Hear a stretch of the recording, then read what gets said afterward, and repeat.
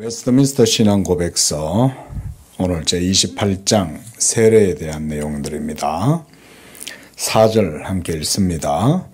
그리스도에 대하여 신앙과 순종을 실제로 고백한 사람들뿐만 아니라 양친이 다 믿거나 어느 한편만 믿는 집의 유아들도 세례를 받을 수 있다. 자, 우리가 세례라고 하는 것은 하나님께서 우리에게 베풀어 주시는 그 구원에 대한 인침이고 표다. 우리가 지난 시간에 이렇게 배웠습니다. 세례를 받는다고 해서 구원을 받는 것이 아니고 또 세례를 못 받았다고 해서 구원을 못 받는 것도 아닙니다. 예수 그리스도를 믿음으로 먼저 구원을 얻는 것입니다. 그래서 십자가의 한편 강도는 죽기 직전에 예수님과 함께 네가 오늘 낙원에 있으리라 이렇게 믿음을 고백함으로 그 구원을 받았죠. 그 외에도 죽기 직전에 또 임종할 때 침상에서 복음을 듣고 예수를 영접해서 이렇게 해서 구원을 받는 경우들도 있습니다. 그러니까 구원은 예수를 믿음으로 얻는 것이고 그때 믿는 자에게 이 세례를 베풀어 줄 때 이 세례는 그 구원에 대한 인침이고 표다. 우리가 이렇게 보시면 됩니다. 그래서 오늘 4절에서는 그리스도에 대하여 신앙과 순종을 고백하는 사람뿐만 아니라 또 유아 세례에 대한 내용도 언급해 놓고 있습니다. 우리가 유아들은 기본적으로 자기의 믿음으로 신앙 고백을 할 수가 없죠. 그런데 이 유아들에 대해서도 세례를 우리가 주는 것을 성경적이라고 보는 것입니다. 그 예로 우리가 구약시대 때 할례가 대표적인 예라고 할 수가 있습니다.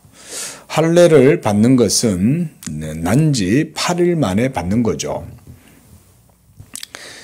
그래서 이 아이가 자기가 믿음의 고백을 할 수 없는 나이인데도 불구하고 그 부모들의 언약과 신앙을 따라서 할례를 받는 거죠. 세례도 우리가 그런 의미에서 이와 같이 양친이 다 믿거나 어느 한편만 믿는 그런 편부모 가정일지라도 그 부모가 자기의 아이가 세례받기를 원할 때 그 아이에게 세례 베풀물 교회가 허락을 해 주는 것입니다. 세례란 곧 그리스도의 그 구원의 언약의 표인이기 때문에 그런 겁니다. 그런 다음 이 아이가 이제 다 자라서 이제 만 18세 이렇게 되면 그때가 되면 입교식을 거치죠. 그래서 이제는 자기의 믿음으로 예수를 주로 고백하고 그렇게 해서 교회 앞에서 자기 신앙을 고백하는 거죠. 그렇게 할 때 이제 입교식을 거친 아이는 이제는 자기 믿음으로 고백하고 성찬식에 이제 참여할 수 있는 그런 이제 것이 됩니다. 그 다음 5절입니다. 이 의식을 모독하거나 무시하는 것은 커다란 죄가 된다. 그렇지만 세례를 안 받았다고 해서 그 사람이 중생할 수 없다거나 구원을 못 받는다든가 또는 세례를 받은 사람은 모두 의심할 여지 없이 중생했다고 할 수 있을 만큼 세례의식에 은혜와 구원이 불가분하게 속해 있는 것은 아니다. 제가 앞서 말씀드렸듯 구원을 받는 것에 있어서 세례를 받았다고 구원받는 것도 아니고 또 세례를 안 받았다고 해서 구원을 못 받는 것도 아니다 라고 하는 것이 바로 이런 의미입니다. 중요한 건 우리가 예수님을 믿느냐 믿지 않느냐 이것이 중요하고 그 예수 믿음에 대한 인이요 표로서 우리가 세례를 받는 거죠. 우리가 보다 더 좀 다른 신학적인 의미에서 또 얘기를 하자면 세례라고 하는 것은 그리스도와 하나님의 그 은혜, 의롭다 하심을 얻은 그 은혜의 표가 이제는 시작이 된 거죠. 이것이 이제 세례를 시작의 표로 이렇게 우리가 또 표현을 할 수가 있습니다. 그러면 성찬 같은 경우는 구원받은 성도, 예수를 주로 고백하고 그래서 세례를 받은 사람이 이제 그 성찬에 참여하는 거죠. 그래서 우리가 성찬식은 그래서 하나님의 은혜의 계속의 표다 이렇게도 표현을 합니다. 왜냐하면 은혜 받은 그 믿음으로 구원받은 성도가 늘 성찬에 참여함을 통해서 그리스도와의 연합과 하나님의 은혜가 계속적으로 누리고 있다는 것을 세례를 성찬을 통해서 이제 늘 확인하기 때문에 그래서 우리가 세례를 하나님의 은혜의 계속의 표다라고 이렇게 하는 거죠. 그러므로 이 의식, 바로 세례 의식을 무시하는 것은 죄가 된다. 왜일까요? 먼저는 주님께서 그것을 언약의 표로 주셨기 때문에 그런 거죠. 하나님이 세우신 그 성례를 무시하는 건 불경이죠. 신성모독입니다. 그리고 무엇보다 그 의식 자체가 가져다 주는 의미는 우리의 영혼을 구원하는 그 복음의 표잖아요. 그런 의미에서 그것은 오직 은혜로 부르심을 받은 성도에만이 거기에 참여할 수 있으므로 그것을 무시할 수는 없는 거죠. 자, 6절입니다. 세례의 효력은 그것이 집행되는 그 순간에 꼭 발생되는 것은 아니다. 그럼에도 불구하고 이 의식을 옳게 집행하게 되면 하나님께서 정해놓으신 때에 하나님 자신의 뜻하신 바 계획을 따라서 약속된 은혜를 받도록 되어 있는 사람에게 성령으로 말미암아 그 은혜가 제공될 뿐만 아니라 또한 실제로 나타나고 부여된다. 예.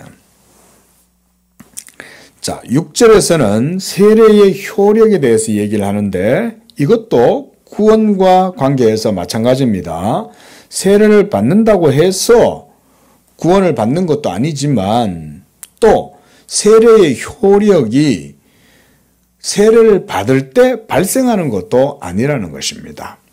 하지만 예수님의 말씀대로 정당하게 이 의식을 집행하게 되면 하나님이 정해놓으신 때에 하나님의 뜻에 따라 성령으로 말미암아 그에게 예비된 은혜가 제공되고 또 실제로 나타나서 그에게 부여된다는 거죠. 결국은 중요한 건 예수를 믿고 있을 때 일단 그의 믿음이 강한 사람, 믿음이 좋은 사람이 있을 수 있지만 또 믿음이 부족하고 연약해서 구원의 확신이 부족한 상태일 수도 있어요. 세례받는 모든 사람이 구원의 확신을 강렬하게 가진다. 또 이러기도 어렵죠. 구원의 확신이야 강력하면 좋지만 어떤 이의 믿음은 연약하고 부족해요. 예? 그런 사람들은 아직은 연약한 음식을 먹을 수밖에 없는 그런 자들이 있죠. 하지만 이 세례의 효력이 언약의 인침과 보증으로 표로 가지고 있을 때 그가 신앙생활을 하다 보면 하나님께서 성령을 통하여 때에 따라서 그 사람에게 맞는 은혜를 베풀어 주셔서 이렇게 실제로 이 세례의 은총, 세례를 통해서 베풀어 주시는 이 구원의 은총을 그가 실제적으로 누리도록 해 주신다. 이 말씀인 겁니다. 자, 그래서 7절 세례의식은 어떠한 사람에게든지 오직 한 번만 베풀어져야 한다. 그랬습니다. 그러니까 구원의 확신이 없을 때 세례를 받았는데 또는 군대에 있을 때 종교 행사에 나갔다가 논산에서 한 3,000명 앉아서 세례 받는데 나도 그냥 응겹결에 그냥 초코파이 준다고 따라갔더니 거기서 그냥 세례를 그냥 다 주는 거예요. 그렇게 해서 세례를 받은 거죠. 또 어떨 때는 가톨릭 로마 교회에서 영세를 받았을 경우도 있어요. 그러나 우리가 그때도 성부와 성자와 성령의 이름으로 세례를 받았기 때문에 우리가 그런 경우에는 예수님을 믿는다라고 자기 입으로 고백을 했을 때 그의 믿음을 인정하고 받아들이는 거지. 그가 그때 받은 세례가 제대로 된 세례가 아니니까 다시 우리 교회에서 세례 다시 받아. 또 네가 받은 세례는 영세니까 로마 교회에서 받았으니까 개신교로 왔으니까 다시 받아. 이런 거는 아니다 이 말인 거죠. 그것은 하나님의 은혜 가운데 인이요 표로 주어져 있는 것이고 그러나 이제 그가 하나님의 실제적인 은총과 부르심 속에서 예수를 믿고 고백하게 되었을 때는 그가 과거에 그렇게 세례를 받았을 때 더 이상 추가적으로 세례를 행할 필요는 없다. 그런 말입니다.